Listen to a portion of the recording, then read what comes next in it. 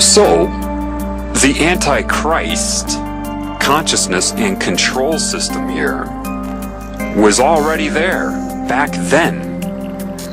The Antichrist, or diseased cancerous consciousness, is what murdered him then, and it has risen since. And those who are in control of the world are Antichrist. It's obvious. You have sorcery being practiced on you. You have all kinds of control methods you couldn't even comprehend. Forgive them, they know not what they do. Why do you think you didn't know what you were doing? Because people think that demons somehow inject thoughts into your mind. No, your mind is a co-creation of you and foul play, whether it be mind control, a demon, or anything else. It's a co-creation, meaning a demon literally pushes your spirit out of the way, grabs the steering wheel, and uses your mind for its own intentions. In other words, it thinks for you, and the mind can't perceive that from outside of itself. Therefore, whatever it thinks it is thinking it. Therefore, the prison of the mind. And that is the phenomenon of the all-seeing eye, or the hive mind. Satan can speak through anybody at any time that it's connected to. So can the spirit. What is their primary agenda? They absolutely require you to feel responsible for whatever they have done to you, or it just won't work. I'll say that again. They absolutely need you to feel responsible for what they have done to and through you. They need you to be ignorant of the extra-dimensional influence, because if you're ignorant of that, you will blame everything on yourself.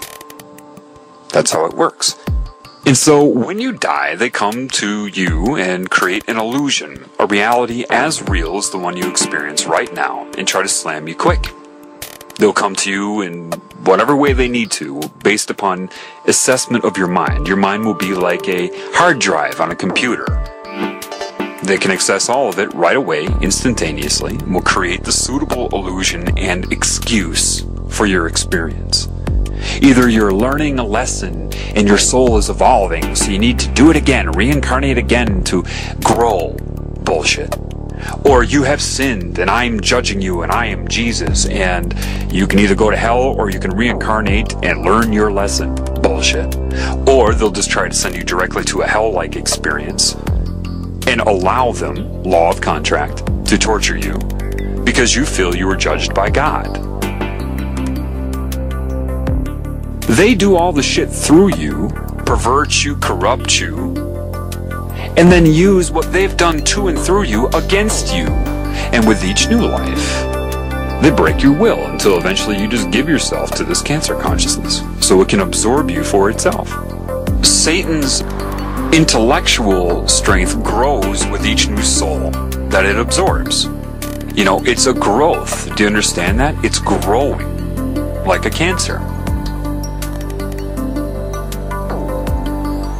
The spirit will not judge you. It knows that you can't work without its guidance. Your design is to do that. Therefore, if you're disconnected, it knows you're not going to work correctly.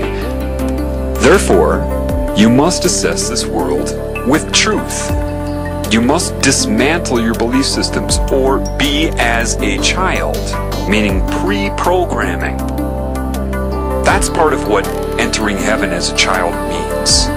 Pre-indoctrination. Technically, I mean, you shouldn't have to teach a child not to kill. It wouldn't be in their instinct to want to do that because of the guidance of spirit. The spirit is very strong in a child. You get these, and people say, old souls are very wise. No, the real truth is the old souls are the ones that have been here and have been having their will broken over lifetimes. So the old souls are the ones that are just following the system, and they've lost a lot of their ability to perceive the truth. So you must know thyself, and the only way to know thyself is to know the love of spirit. And once you bear witness to that, it's going to be very, difficult for Satan to prove to you that you are responsible for anything it did through you, to put you in guilt. The creative spirit loves you. Do not let the experience change you, no matter how painful your experience may become or pleasurable it may become. Both pain and pleasure are the same as far as Satan is concerned. Pleasure is nothing like the true joy of being commanded by Spirit, and I can guarantee you that heaven is anything but boring. You won't be like, all these rules. No, because you will create that. You would come to the same conclusion that rules try to impart in this insane reality. If you're honest with yourself, you will see that this world is insane. The whole food chain is insane. What sane mind would create a world where life consumes itself? Well, that's God just subjectively experiencing itself to learn. What? How many times does God have to be a child that gets sacrificed and raped before God gets it? No, that isn't what it is. The idea that animals need to consume each other and other life here is ridiculous. That's why people that try to do everything right here cannot. But they're conned into thinking this is normal here. You're told right off the bat you're on Earth. How do you know? Why? Because other humans tell you that? They've told you that's where you are, that this is life, the food chain is normal, biology says so. How do you know that? You're trusting everything you've been told. If your instinct, which is valid, tells you that doesn't make sense, you're right. Satan controls all of academia, all of the media, all of the money, everything you're told. This is an insane world of miscreation and creation. It makes no sense. What sane mind would create something like a mosquito, a tapeworm, a wood tick? There's no reason for that. It doesn't make any sense. Why did it happen? This is a world of both true creation, manifestation out of love, and miscreation, both created by a mind. But if the mind is not commanded by spirit and or love, the larger picture, then it's just math, because the mind is math. And if it doesn't have the correct guidance, then it's only mathematical probability. Do you understand that? Meaning you could take a knife and cut your hand off right now, but you're not doing that, are you? But mathematically, it's probable. Those that are not commanded by spirit or have been taken over by cancer see the world as math.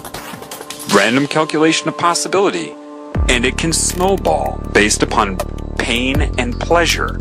This is why they, what you call the Illuminati, are likely to do something incredibly humanitarian one day, and then something incredibly heinous and horrific the next day. Mathematical probability.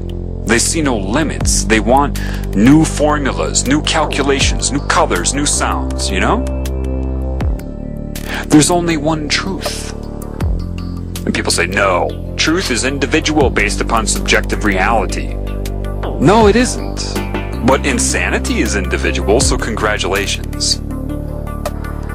Your own insanity is the mind, which has been isolated in and of itself, which was never the design in creation. You have to stop the meaning you're projecting so that the real meaning can be revealed to you. And there is only one meaning when you see that.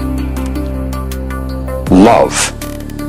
Equal appreciation, love, and adoration for everything. And that's what Satan doesn't want you to know. That's what demons don't want you to know. They want you concerned about the future. You know, they want you to sit there and brainstorm and not be in the now. And they're strategizing against this because they know this knowledge is going to get out. That's why you would see the movie Love Guru with Mike Myers, right? Comedy is the #1 vector for mind control because it puts you in a pleasurable state and you're focused on the joke, and therefore they can slip in so many messages and you'll associate their messages with pleasure. They make fun of the idea of being here and now with comedy. Every truth that is true in that movie, they make fun of it as if it's corny and stupid and You know, that's the whole intent of that movie. You see it as comedy, expression of a comedian to get some laughs, because you don't know how over your head these movie producers are and what is controlling them. If you want to call it Satan, ISIS, the serpent, whatever, it doesn't matter. So the best advice I can give to you is overcome your reality. That doesn't mean numb yourself to this world. It doesn't mean don't appreciate it. To be you, you're going to have to be able to appreciate everything. If you see something that doesn't make sense, rather than getting angry at it, look at it the way a doctor would look at a patient. See it for what it is, an accident, a problem. Understand it.